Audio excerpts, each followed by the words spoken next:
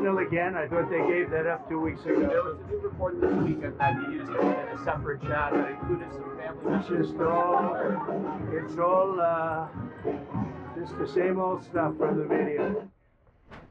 That was President Trump earlier this morning, asked about reports that Defense Secretary Pete Hegseth shared detailed plans about a military operation against the Houthis in Yemen in a second Signal group chat. CNN's Natasha Bertrand joins us now. She did much of this reporting for CNN. Natasha, so we learned that Pete Hegseth spoke on the phone with the president after this story broke. What's the latest?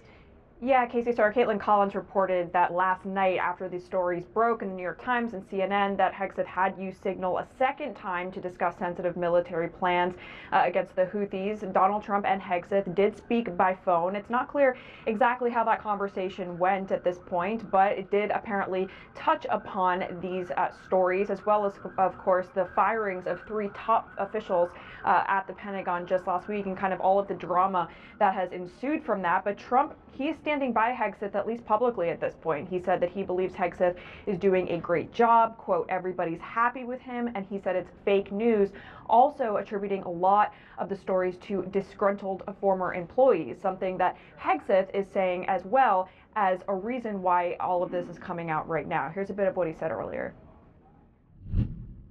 This is what the media does. They take anonymous sources from disgruntled former employees, and then they try to slash and burn people and ruin their reputations. Not going to work with me, because we're changing the Defense Department, putting the Pentagon back in the hands of warfighters, and anonymous smears from disgruntled former employees on old news doesn't matter.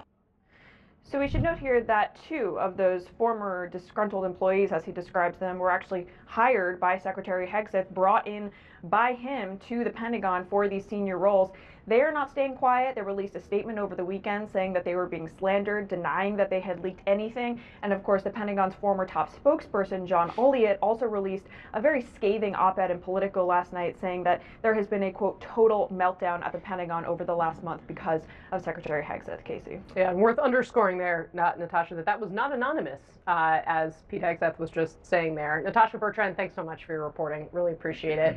And of course, in the wake of all of this, one Republican member of Congress says Hegseth is acting, quote, like he's above the law. In an interview with Politico, Congressman Don Bacon said this, quote, if it's true that he had another Signal chat with his family about the missions against the Houthis, it's totally unacceptable. I'm not in the White House. I'm not going to tell the White House how to manage this, but I find it unacceptable, and I wouldn't tolerate it if I was in charge. So even some of Hegseth's allies are speaking out against him, or former allies, I suppose. This is what Natasha was referencing. Trump still publicly standing by Hegseth as the White House denies a report that it's looking to replace Hegseth. Mr. President, are you concerned about the level of chaos and dysfunction that's being described at your Pentagon? There's no dysfunction. Well, ask the Houthis how much dysfunction there. There's none. Pete's doing a great job. Just fake news. They just bring up stories. I guess it sounds like disgruntled employees. You know, he was put there to get rid of a lot of bad people, and that's what he's doing. So you don't always have friends when you do that. All right, our panel's here. CNN legal analyst Elliot Williams, CNN political commentator, Republican strategist Kristen Soltis Anderson, former Democratic New York Congressman Max Rose, and CNN senior political commentator Scott Jennings. Welcome to all of you. Scott Jennings, this one's for you. The Secretary of Defense putting his family on his personal phone on a Signal group chat. Don Bacon, of course, one of the most endangered Republicans in Congress. This, of course, as the spokesman, the former spokesman, who, by the way, had argued for Hegseth to get the job in the first place, says, like, this is a total mess. Should President Trump be standing by Hegseth the way he is, or should he not?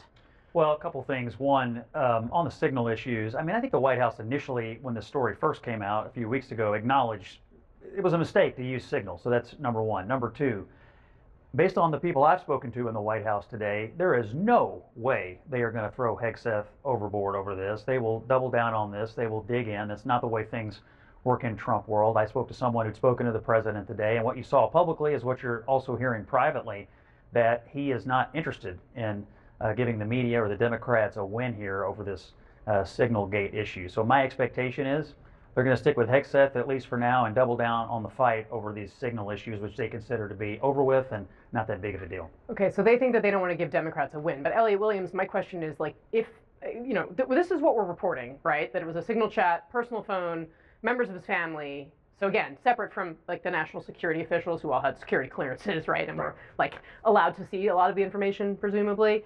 Did he break a law?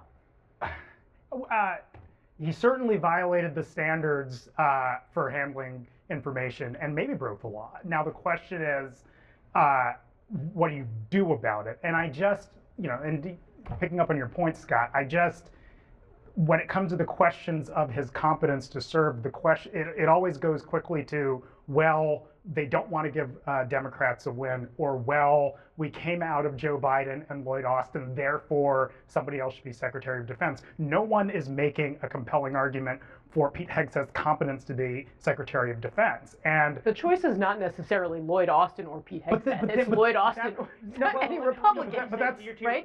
That's how it's framed. But these people don't just exist like in a pod and you pop the pod and put the next one in. There's a confirmation. They spent an enormous amount of political capital on getting Hegseth confirmed. To bail on that now, I think would be just, I just don't think it's in their DNA to do that. But you're kind of confirming my point, though, which is that it's a question of what it would take to get someone else in the job, not is this person who appears to be manifestly unfit to be running a multi-billion-dollar agency with hundreds of thousands of employees. They don't agree with that. I know they don't, and I don't think they're taking advice from me on this. But the point is, it always gets to, well, it would be difficult to put somebody else in. Well, the other guys were worse, and not, we actually want this person to be running one of the most cabinet departments in our government. So every opportunity gets, Secretary Hegseth talks about returning the Department of Defense to the warrior mindset. I've served in the military for 15 years. I can tell you the number one issue with the warrior mindset is leaders don't always follow the rules that lowest level service members are held to. I can promise you that a service member on day 2 with a security clearance would not only be fired for doing what Secretary Hegseth did, but would also be potentially imprisoned according to the Uniform Code of Military Justice. This is not only reckless, this puts the lives of service members at risk, and it shows once again another piece of evidence in a long story now that Pete Hegseth is not qualified for this job. And I don't think we've ever seen this as a nation where the Secretary of Defense is on a weekly basis endangering the lives of our troops. Kristen, at what point, and what do voters tell you about how much this matters to them and how they perceive it? So I think if this is an inside the Beltway story, right? Somebody who's a principal in a communications war with people who are their former staff, that is a playbook that has been run frequently during the Trump era, both Trump 1.0 and now Trump 2.0, where you have people who leave, they say, you will not believe what I saw on the inside, and it becomes this he said, she said problem. However, if the Department of Defense actually does melt down, as some of these folks have been saying, that's the point at which I can see voters beginning to say, oh, maybe this isn't. What is the evidence for the meltdown, though? I know this argument's been made. We are pounding the Houthi rebels. Morale is up, recruitment is up in the military. I mean, some of the things that I think were going wrong in the military are clearly being corrected. So the idea that there's a meltdown in progress, I think there's that is why I said it would have to be something voters would have to feel that there is a meltdown in progress rather than it just be bickering in the press.